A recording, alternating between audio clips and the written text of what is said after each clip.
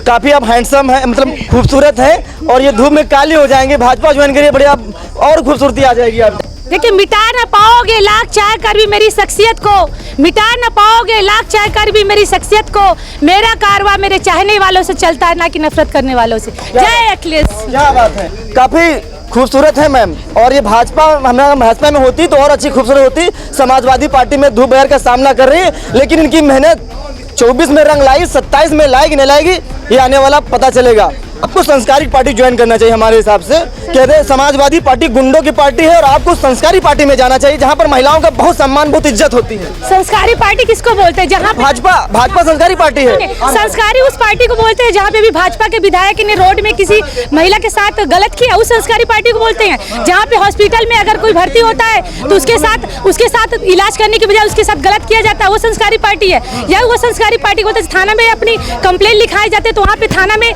वहाँ के जो पुलिस विभाग के लोग उनके साथ गलत करते हैं, ये संस्कारी पार्टी है। क्या समाजवादी लोग इस बार उत्तर प्रदेश में झंडा गाड़ पाएंगे, नहीं गाड़ पाएंगे? सवाल है। लोगों के बीच में चलते हैं, लोग क्या कुछ कहते हैं। दंगल न्यूज का कैमरा आज पहुंचा है मोहनलालगंज क्षेत्र में, बातचीत करने का प्रयास करेंगे। समाजवादी पार्टी संघर्ष वाली पार्टी कही जाती है और उसी पार्टी का हमने झंडा थाम लिया। अब बताइए, धूप बयार में परेशान है, भाजपा का झंडा थामिए, आराम से इसी में मजा लीजिए, क्यों समाजवादियों के पीछे में पड़े हुए हैं? देखिए, हमारे पूर्वज जो थे शुरू से ही मजदूर वर्ग से थे और शुरू से ही जो 15% लोगों के हमेशा दलाली मतलब मजदूरी करते आए हैं, उनको शुरू से ही बताया जा रहा है कि तुम मजदूर ही पैदा हुए और गरीबी में पैदा हो, गरीबी में मर जाओगे। तो हमारे पूर्वजों की देन है कि हम लोग आज इस तरह से धूप में खड़े हुए हैं और संघर्ष कर रहे हैं। और भैया के साथ हम लोग हमेशा पहले भी थे और आज भी हैं और 2027 में पूर्ण बहुमत के साथ अखिलेश भाई की सरकार बनाएंगे। वो काफी आप हैंडसम है, मतलब खूबसूरत है और ये धूप में काली हो जाएंगे। भाजपा ज्वाइन करिए, बढ़िया और खूबसूरती आ जाएगी आप। तो इससे कैसे साबित होगा कि हम लोग किसके पूर्वज, हमारे पूर्वज कौन थे? पूर्वज हमारे बाबा साहब थे, मान काशीराम जी थे, लोहिया जी थे। अगर हम उनके विचारों और उनके आदर्शों पे नहीं चलेंगे तो हमारा समाज और हमारे बच्चे जो आगे आने वाली युवा पीढ़ी कैसे सीखेगी? तो हमारे तो काम ही है, हम लोग मजदूर वर्ग से तो है ही है। कब से समाजवादी पार्टी में आपने झंडा थामा, कब से है पार्टी में? देखिए, मैं जो शुरू से ही एससी समाज से हूँ। अच्छा। और मेरा जो विचार है शुरू से बाबा साहब और लोहिया विचारधारा पे है। और इस समय मैं मेरा जो एजुकेशन है, मैंने बीटेक किया है और मैं एमटेक हूँ और राइटर भी हूँ। तो मैं अपने समाज के लिए हमेशा कुछ लिखती रहती हूँ। और इस समय मैं यहाँ पे पीडीए के उसमें जो मीटिंग है उसमें आई हूँ।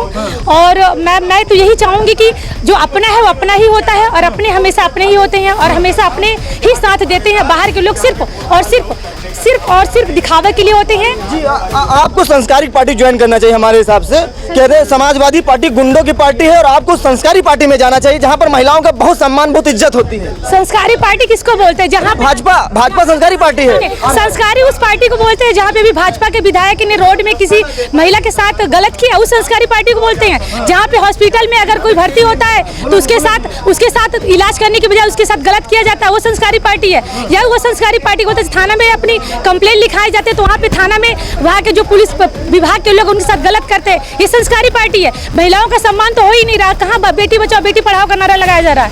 और साथ में देखा जाए तो महिलाओं का तो जब से भाजपा की गवर्नमेंट आई है तो वहाँ तो अत्याचार से अत्याचार बढ़ता जा रहा है। और मुझे ऐसा लगता है कि आने वाले टाइम पे 2027 में भैया को तो आना ही पड़ेगा, नहीं यदि नहीं आते हैं तो दर बदर महिलाओं की स्थिति और खराब हो जाएगी। आप मैम चश्मा उतारिए पहले, उसके बाद हम आपसे बात करेंगे। आप कह रहे इतना क्राइम हो रहा है और देश के गृह मंत्री जी कह रहे हैं कि हम उत्तर प्रदेश जाते हैं, मुझे कहीं क्राइम ही नहीं दिखता। बहन बेटियां रात को 12 बजे ये जो गहने पहने घूम सकती है। अब आप चश्मा निकालिए, अब आपको दिखेगा कि उत्तर प्रदेश में क्राइम खत्म हो गया है। मैं तो आपसे ही बोलूं कि चश्मा पहन के और चश्मा लगा के क्राइम का पता नहीं चल सकता है। और रही बात अगर आपको क्राइम की पता, पेपर आप भी न्यूज चैनल से है ना, तो आप पेपर देखते होंगे, न्यूज भी सुनते होंगे। परसों का ही है एक अभी जो आपके विधायक थे बीजेपी के, उन्होंने रोड में किस तरह महिला के साथ गलत किया। महिलाओं को क्या समझते हो आप? काम की सामान समझते हो, ये यूज करके छोड़ने वाली चीज समझ रहे हो आप?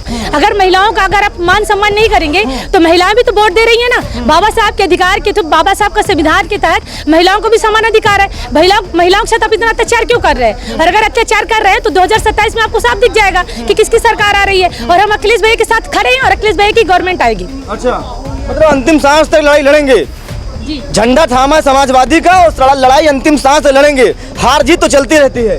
देखिए, मिटा ना पाओगे लाख चाह कर भी मेरी शख्सियत को, मिटा ना पाओगे लाख चाह कर भी मेरी शख्सियत को। मेरा कारवां मेरे चाहने वालों से चलता है, ना कि नफरत करने वालों से। जय अखिलेश। क्या बात है मैम ने कहा, बहुत कुछ कहा है और संस्कारी पार्टी को कहीं ना कहीं जवाब भी दिया है।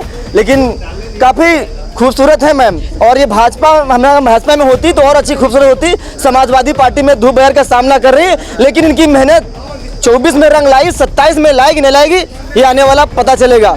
क्या कहना चाहेंगे? लगातार पीढ़ी पंचायत हो रही समाजवादियों की। बिल्कुल 27 में रंग लाएगी। 27 में जगदीश यादव को मुख्यमंत्री बनाना है। अच्छा जी, कैसे बनाएंगे मुख्यमंत्री? ऐसे ही बनाएंगे, हम लोग समाजवादी हैं, धूप से हवा से ऐसे नहीं डरते हैं, संघर्षशील हम लोग हैं। अच्छा जी। संघर्ष आपका काम आएगा, साथ देगा? बिल्कुल आएगा संघर्ष, बिल्कुल 27 में दिखेगा आप लोगों को, देख लीजिएगा। ठान ली समाजवादी सरकार बनाना है, ठान लिया है, समाजवादी सरकार बनाना है 27 में।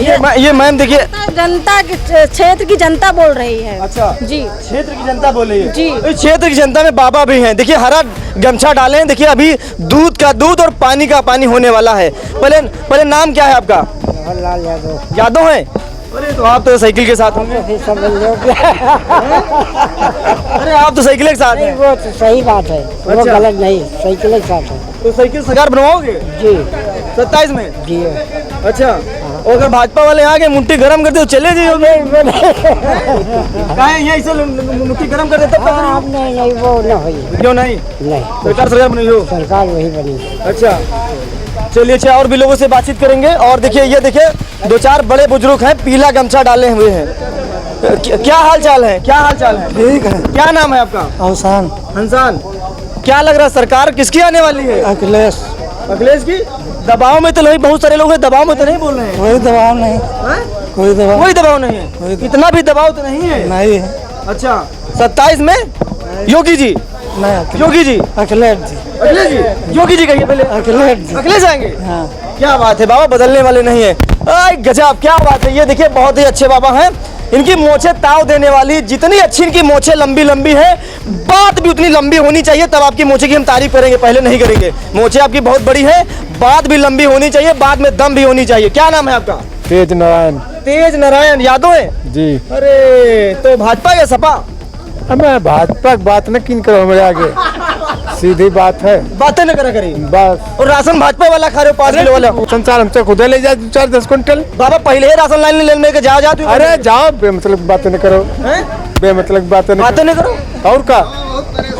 अरे हमारे पास 26 बीघा जमीन, हम राशन लिया जा। 26 बीघा है? और का? अरे तो आप मुखिया है गांव के? मुखिया नहीं इनका, और का?